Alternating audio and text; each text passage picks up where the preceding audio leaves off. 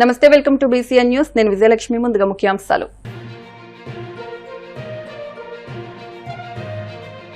వికసిత్ భారత్ సాధనకే ప్రతి ఒక్కరూ కృషి చేయాలి. ప్రధాని మోదీ సుపరిపాలనకు 12 ఏళ్లు. బెళగావిలో సేవా కార్యక్రమాలు, అభివృద్ధి పనుల పరిశీలనలో పాల్గొన్న కేంద్ర మంత్రి శ్రీనివాస్ వర్మ.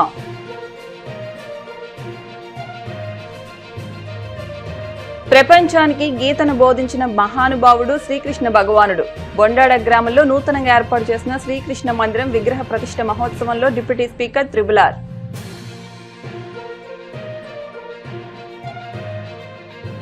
భీమవరం బైపాస్ రోడ్లో ఎస్వి మావుళ్లమ్మ ఎనర్జీ స్టేషన్ ను ప్రారంభించిన MLA Anjibabu, deputy speaker Raghurama.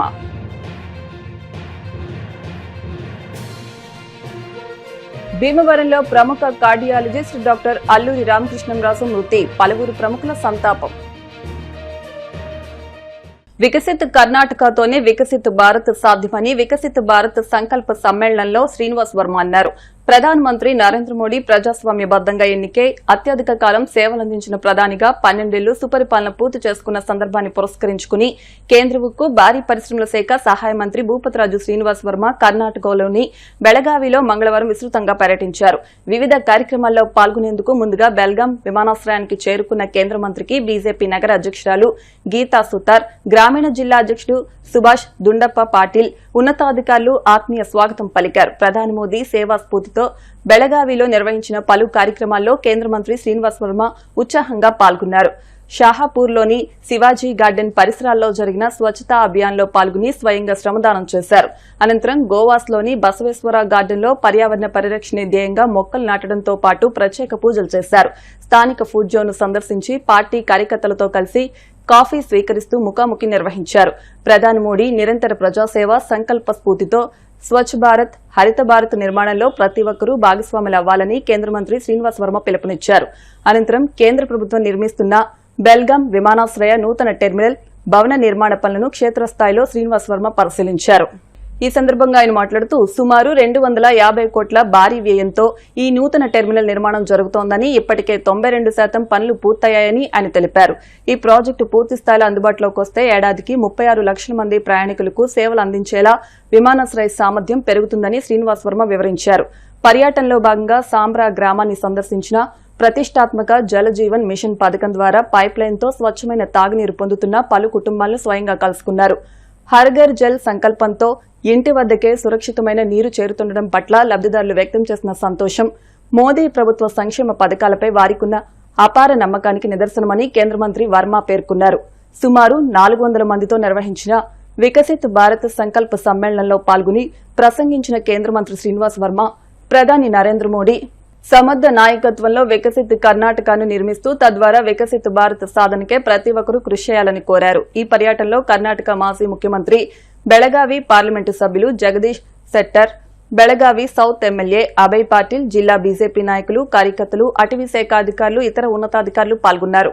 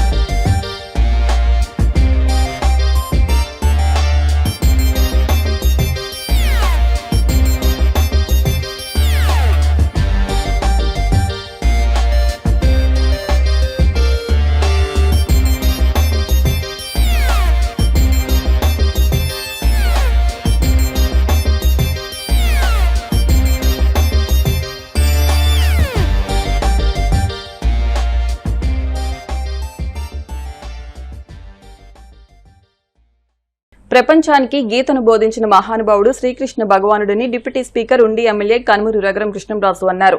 కాళ్ల మండలం బొండాడ గ్రామంలో నూతనంగా ఏర్పాటు చేసిన శ్రీకృష్ణ దేవాలయ విగ్రహ ప్రతిష్ఠ మహోత్సవానికి త్రిపులార్ ముఖ్య అతిథిగా పాల్గొని స్వామివారిని దర్శించుకున్నారు. ఈ సందర్భంగా ఆయన మాట్లాడుతూ శ్రీకృష్ణ భగవానుడు ప్రజలకు చేరువయ్యేలా ఇటువంటి ఆలయాలు దోహదపడతాయన్నారు. శ్రీకృష్ణ తత్వం ప్రపంచవ్యాప్తంగా హరే కృష్ణ ఉద్యమం ద్వారా ప్రసిద్ది చెందుతుందన్నారు. అనంతరం విచ్చేసిన ఏపీఐఐసీ చైర్మన్ మంతెన రామరాజు స్వామివారిని దర్శించుకుని తీర్థ ప్రసాదాలు స్వీకరించారు.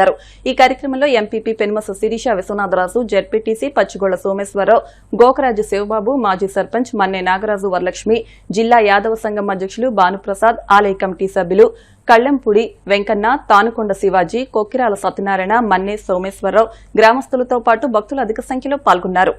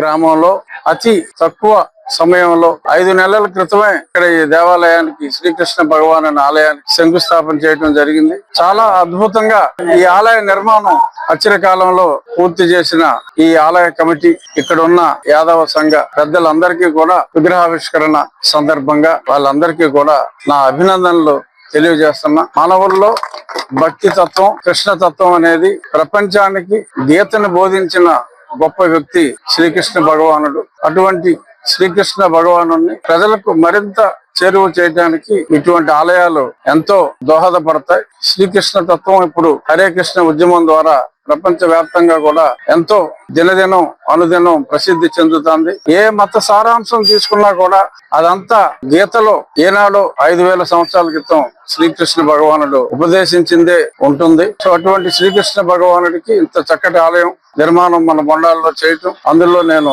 పాల్గొనటం చాలా సంతోషంగా ఉంది. ఒక యాదవులే కాదు, శ్రీకృష్ణ భగవానుడు అందరికీ కావలసిన ఒక గొప్ప మహానుభావుడు. అందరూ కూడా రానున్న రోజుల్లో మరిన్ని శ్రీకృష్ణ దేవాలయాలు నిర్మించి ఆ కృష్ణ తత్వాన్ని ప్రపంచవ్యాప్తంగా తీసుకువెళ్లాలని చెప్పి మనస్ఫూర్తిగా కోరుకుంటున్నాను. చాలా సంతోషం. అంటే ఈ రోజు ఎంతో ఎంతో పెద్ద హృదయంతో, అంటే ఒక పెద్ద మనసుతోటి ఈ ప్రాంతంలో శ్రీకృష్ణ వారి యొక్క దేవాలయం లేదని చెప్పి అనుకున్న తర్వాత శ్రీకృష్ణుడి దేవాలయం నిర్మాణం కోసం ఈ గ్రామంలో నుండి సర్పంచ్ ఎక్స్ సర్పంచ్ గారు నాగరాజు గారు కానీ, అదే విధంగా మన యొక్క గ్రామానికి సంబంధించి పెద్దలు కొంతమంది స్థలదాతలు కానీ, కొంతమంది విరాళం ఇచ్చిన దాతలు కానీ ఒక కమిటీగా ఏర్పడి చక్కటి కార్యక్రమం చేసినందుకు ప్రత్యేకంగా నాగరాజు గారికి శుభాకాంక్షలు తెలియజేసుకుంటా ఉన్నాను. భగవంతుడు శ్రీకృష్ణ పరమాత్మ లేని ఈ ప్రపంచం లేదు. అంటే శ్రీకృష్ణ పరమాత్మ యొక్క కృప ఉండాలని చెప్పి ఈ ప్రాంతంలో ఉన్న వారికి అందరికీ ఉండాలని చెప్పి పెద్ద మనసుతోటి చేసినటువంటి కార్యక్రమాన్ని దిగ్విజయంగా చేసినటువంటి కమిటీ సభ్యులందరినీ కూడా ప్రత్యేకంగా అభినందిస్తున్నాను. ఎందుకంటే ఒక టెంపుల్ నిర్మాణం చేయాలంటే ఆర్థికంగానే కాదు, వారి యొక్క శ్రమ, అంటే కొంత మంచి విలువైన సమయాన్ని కూడా దేవుడికి కేటాయించి కొంత పనులు కూడా పక్కన పెట్టుకుని చేయటువంటి చిన్న పరిణామం కాదు. అది మంచి కార్యక్రమం చేసినటువంటి కమిటీ సభ్యులకు కానీ, గ్రామ పెద్దలందరికీ కూడా హృదయపూర్వకంగా ధన్యవాదాలు తెలియజేసుకుంటాను. ఆ రోజున ఏదైతే మేము పట్టుదలతోటి మరి ఆ రోజు శంకుస్థాపన చేయించుకున్నామో అదే పట్టుదలతో ఈ రోజు స్టిల్ ఇప్పటి వరకు కూడా మరి కొనసాగించి 5 నెలల్లో దేవాలయం మేము పూర్తి చేసుకున్నాం. దేవాలయానికి సహకరించిన అందరికి పేరు పేరున కూడా కృతజ్ఞతలు తెలుపుకుంటున్నాం. గౌరవనీయులు ఎమ్మెల్యే రఘురామకృష్ణ గారు కూడా ఇక్కడ వచ్చి ఈ కార్యక్రమం పాల్గొన్నారు. మాజీ ఎమ్మెల్యే తెలుగుదేశం పార్టీ పశ్చిమ గోదావరి జిల్లా నాయకులు, ఏపీఐఐసి చైర్మన్ గారైన రామరాజు గారు కూడా మేము పిలవగానే ఈ రోజున వచ్చి వారి సమయం కేటాయించి మరి చక్కటి సందేశాన్ని మాకు అందించడం జరిగింది. ఈ గ్రామంలోనే కాదు, ఈ మండలంలో అతి తక్కువ దేవాలయాలు కృష్ణుడి ఉన్నాయి. మా యాదవులు ఈ 3 గ్రామాల్లో ఎక్కువ మంది ఉండటం వల్ల మాకు ఒక ఇది కింద భావించి, శ్రీకృష్ణుని ఒక దైవం కింద భావించి ఈ 3 దేవాలయం లేదనుకుని ఇక్కడ దేవాలయం కట్టడం, అది మా యాదవులు ఒక్కటే కాదు, ఎవరెవరితో ఉన్నారు ఈ గ్రామంలో గాని, మండలంలో గాని, నియోజకవర్గంలో కానీ అందరూ సహకారం వల్ల ఈ దేవాలయాన్ని నిర్మించుకోవడం జరిగింది. చక్కగా ఈ దేవాలయాన్ని నిర్మించుకున్న తర్వాత ఇలాగే ఈ దేవాలయం డెవలప్ కొనసాగించి పెద్దల సహకారం తీసుకుని ఎదగలుగుతామని ఎమ్మెల్యే గారికి, అలాగే ఎమ్మెల్యే గారికి మాటిస్తూ మీరు చేసే సహాయానికి మేము కృతజ్ఞతని మరీ ధన్యవాదాలు తెలుపుకుంటూ భీమవరం బైపాస్ రోడ్ లో SV Mavullamma energy station, Indian oil petrol bunk ను రాష్ట్ర public accounts committee chairman MLA Pulaparthi Ramanjaneyulu, deputy speaker Kanumuri Raghuramakrishnaraju ప్రారంభించారు. భీమవరం పట్టణం ఎంతో శరవేగంగా అభివృద్ది చెందుతోందని, నూతన వ్యాపార రంగాలు ఎన్నో తరలివస్తున్నాయని అన్నారు. నిర్వాహకులు కటారి రవిశంకర్, పాడాల వెంకటేశ్వరరావు, కటారి ప్రభాకర్ మాట్లాడుతూ బైపాస్ రోడ్లో ఉన్న ఇండియన్ ఆయిల్ పెట్రోల్ బంకును అందరూ సద్వినియోగం చేసుకోవాలని కోరారు. కార్యక్రమంలో మాజీ ఎమ్మెల్యే గ్రంథి శ్రీనివాస్, రాజ్యసభ మాజీ సభ్యురాలు తోట సీతారామలక్ష్మి, ఏపీఐఐసీ చైర్మన్ మంతెన రామరాజుతో పాటు పలువురు నాయకులు, ప్రముఖులు పాల్గొన్నారు.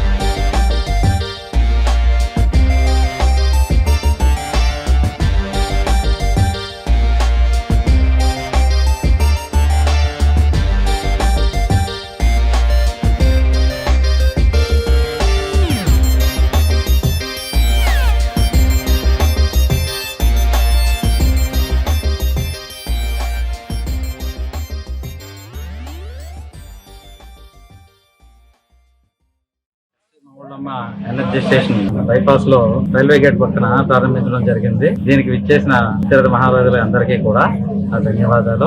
విచ్చేసిన శ్రీనివాసవరం గారికి, ఉపతి రామాంజనేయులు గారికి, రఘురామ కృష్ణరాజు గారికి, గ్రంథి శ్రీనివాస గారికి, సీతారామలక్ష్మి గారికి, కలుపూడి రాంబాబు గారికి అందరికీ కూడా పేరు పేరున ధన్యవాదాలు తెలుపుకుంటున్నాను. మీరందరూ తోడ్పాటుతోటి ఈ బిజినెస్ మరింత విజయవంతంగా నడవాలని నేను కోరుకుంటున్నాను. మీ తోడ్పాటు. డాక్టర్ అల్లూరి రామకృష్ణంరాజు మృతి తీరని లోటని పలువురు వక్తలన్నారు. భీమవరంలో ప్రముఖ కార్డియాలజిస్ట్, ఐఎంఏ మాజీ అధ్యక్షులు అల్లూరి సీతారామరాజు సేవా సమితి వ్యవస్థాపక సభ్యులు, మాజీ గౌరవాధ్యక్షులు డాక్టర్ అల్లూరి రామకృష్ణంరాజు అనారోగ్యంతో మంగళవారం తుది శ్వాస విడిచారు. ఆయన వయసు 90 సంవత్సరాలు. ఆయనకు భార్య, కుమార్తె ఉన్నారు. భీమవరంలో సుదీర్ఘకాలం వైద్యునిగా ఆయన ఎన్నో సేవలు అందించారు. ఏఎస్ఆర్ నగర్లోని అల్లూరి సీతారామరాజు సాంస్కృతిక కేంద్రం ఆవరణలో ఉన్న శ్రీ వెంకటేశ్వర స్వామి ఆలయ దాతగా చైర్మన్ గా ఉన్నారు. అదేవిధంగా సమితి ఆవరణలోని విప్లవ జ్యోతి అల్లూరి సీతారామరాజు విగ్రహాన్ని ఆయన దాతృత్వంతోనే ఏర్పాటు చేశారు. బుధవారం ఉదయం అంత్యక్రియలు జరిగాయి. Bhimavaram hospitals chairman doctor G Gopalaraju, Bhimavaram IMA అధ్యక్షులు doctor G Balakrishnamraju, DNR college association అధ్యక్షులు Gokaraju Venkata Narasimharaju, SRKR engineering కళాశాల ఉపాధ్యక్షులు సాగి విఠల్ రంగరాజు, జేఎన్టీయూ మాజీ వైస్ ఛాన్సలర్ ప్రసాదరాజు, మాజీ MLA IS Raju, Uddaraju Anandaraju foundation chairman UK Viswanatharaju, Alluri Sitaramaraju సేవా సమితి సభ్యులతో పాటు పలువురు ప్రముఖులు, బంధుమిత్రులు, వైద్యులు పెద్ద ఎత్తున విచ్చేసి డాక్టర్ రామకృష్ణంరాజు పార్థివ దేహానికి పూలమాల వేసి నివాళులర్పించారు. కుటుంబ సభ్యులకు ప్రగాఢ సానుభూతిని తెలియజేశారు.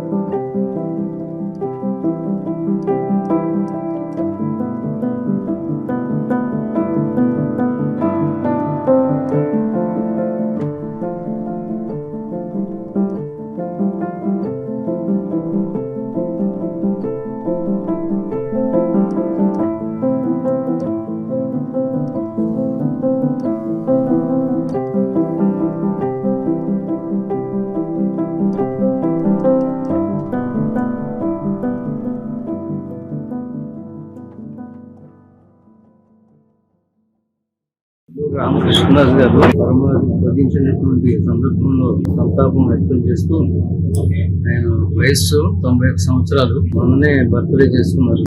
కేక్ కూడా కట్ చేశారు. నిన్న టీవీ చూస్తూ అలా కుర్చీలోనే సడన్ గా కొలాప్స్ అయిపోయారు. ఆయన మా గురువు గారు. నేను ఎంబీబీఎస్ చదువుతా ఉండగా ఆయన అసిస్టెంట్ ప్రొఫెసర్ గా చేసేవారు. మొట్టమొదటి నుంచి కూడా ఆ వృత్తిలో ఆయన చేసినంతసేపు కూడా చాలా ఏకాగ్ర దృష్టితో చేస్తూ ఫస్ట్ భీమవరంలో ఎండీగా ప్రాక్టీస్ స్టార్ట్ చేసింది.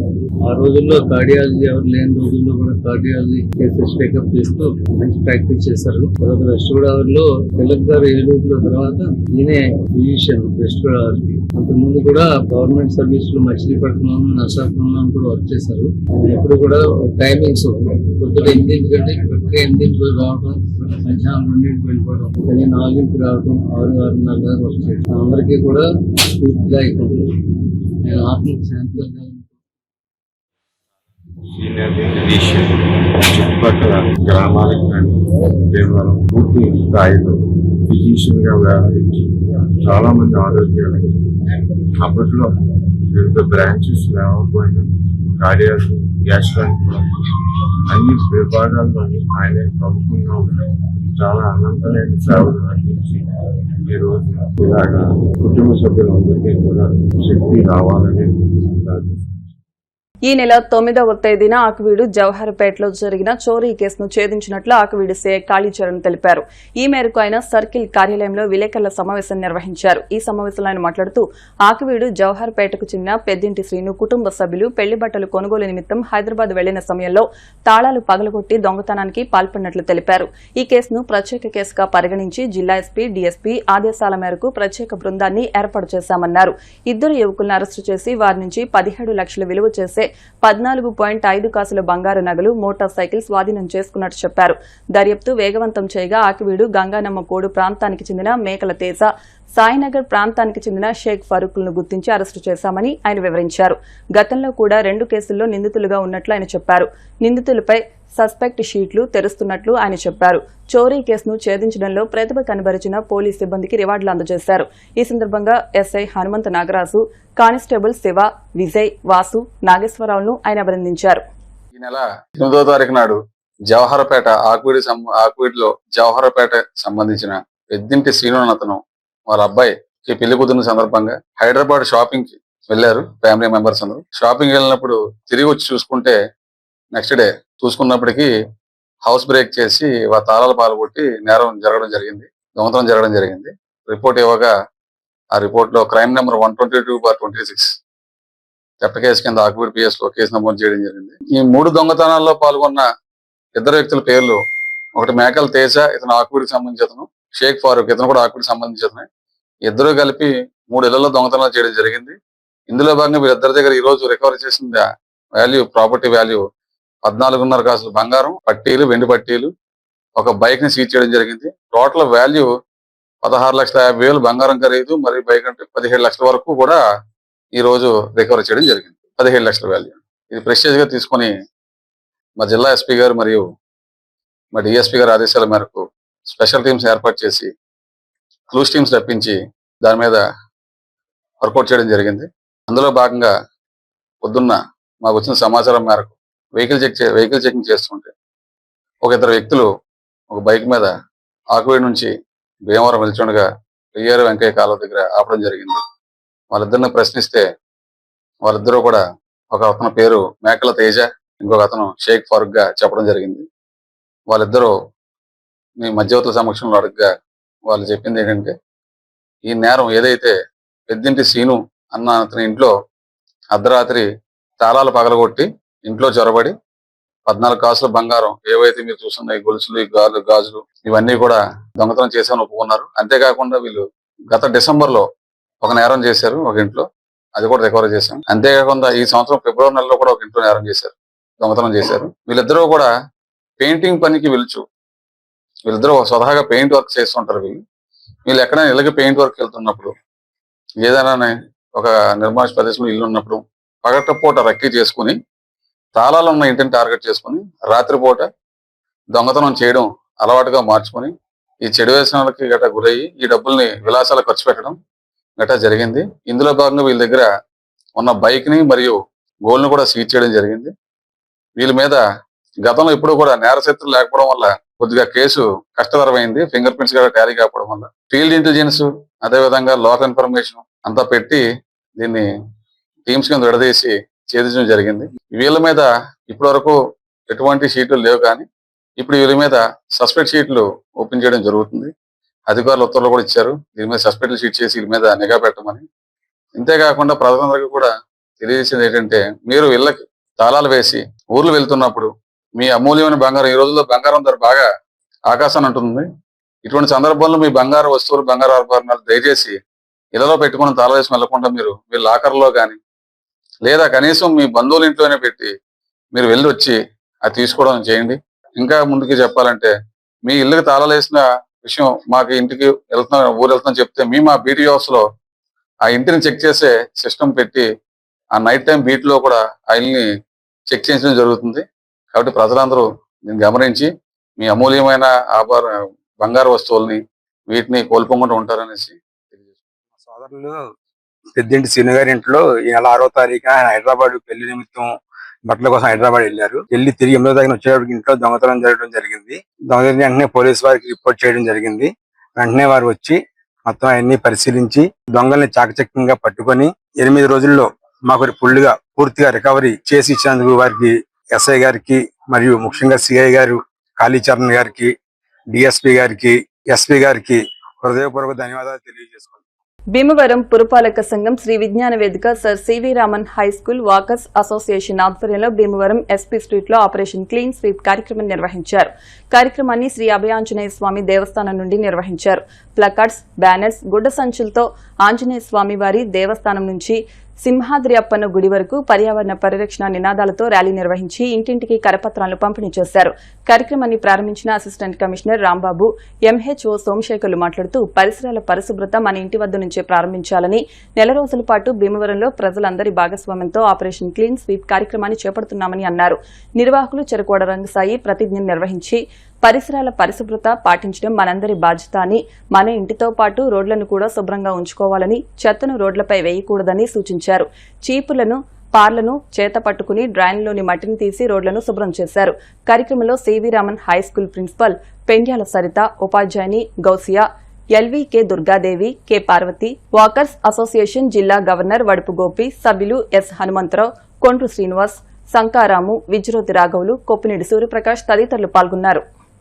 ఆదేశాల ప్రకారము ఆపరేషన్ క్లీన్ స్వీప్ అనేటువంటి కార్యక్రమంలో భాగంగా గత నెల రోజులుగా ఈ కార్యక్రమాలన్నీ నిర్వర్తిస్తున్నాం.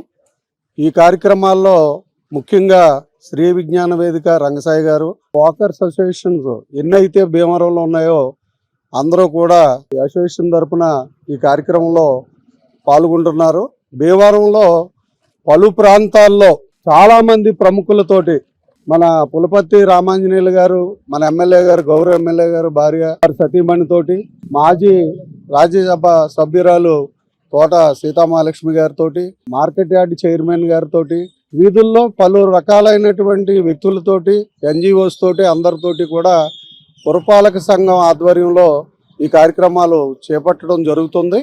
రేపు శనివారం నాడు పొట్టి శ్రీరాములు విగ్రహం దగ్గర నుంచి ఈ నెల రోజుల పాటు చేసినటువంటి ఈ కార్యక్రమంలో పెద్ద ర్యాలీ కూడా మన వీరం పార్క్ వరకు కూడా ఏర్పాటు చేయడం జరిగింది. అక్కడ ఫైనల్గా శనివారం నాడు సభ పెట్టుకోవడం జరిగింది. ఈ కార్యక్రమంలో భీమవరంలో ఉన్నటువంటి ప్రముఖులందరినీ కూడా, అన్ని ప్రాంతాలని కూడా కవర్ చేస్తూ వాకర్స్ అసోసియేషన్ వారు కానీ, రంగసాయి గారు కానీ ప్రజల్ని స్ఫూర్తిగా పారిశుద్ధ కార్యక్రమాలు అనేటువంటివి భీమవరం మున్సిపాలిటీ ఎంప్లాయీస్ బాధ్యతే కాదు, సమిష్టి బాధ్యత, ఇది అందరి బాధ్యత అని తెలియపరచడానికి కార్యక్రమాలు గత నెల రోజుల నుంచి చేస్తున్నాం. సివి రామన్ స్కూలు యాజమాన్యం, వారి స్టాఫ్, వాకర్స్ అసోసియేషన్, రంగసాయి గారి ఆధ్వర్యం, పురపాలక సంఘ ఆధ్వర్యంలో జిల్లా కలెక్టర్ గారు అయినటువంటి నాగవేణి గారి ఆదేశాలు, మన జేసీ గారు, ఎస్ఓ గారు, మన కమిషనర్ గారు, అసిస్టెంట్ కమిషనర్ గారు అందరూ కూడా ఈ కార్యక్రమానికి చేయూతనిచ్చి మరి దీన్ని ముందుకు తీసుకెళ్ళడం జరిగింది.